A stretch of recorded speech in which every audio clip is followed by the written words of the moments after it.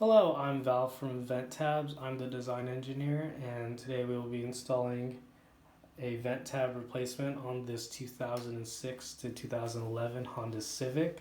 This is for the left and center left vent assembly.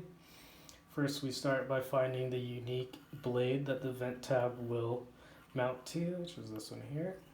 I'm going to open it up. Next, center the back blades. You'll know which one's the correct one because it has a cutout. Next, take your vent tab replacement and line up the fork with the back post.